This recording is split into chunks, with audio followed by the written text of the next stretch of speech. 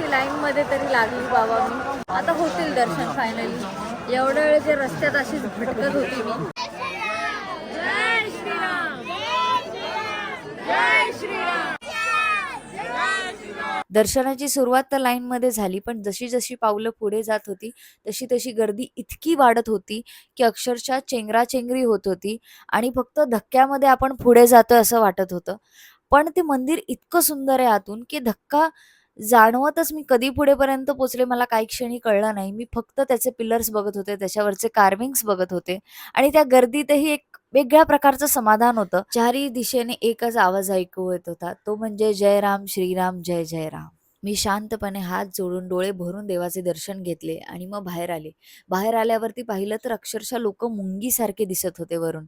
आणि अजून मंदिर पूर्णपणे तयार सुद्धा नाहीये, तरी ते मधलं स्ट्रक्चर इतकं सुंदर दिसतंय. तर जेव्हा हे बांधकाम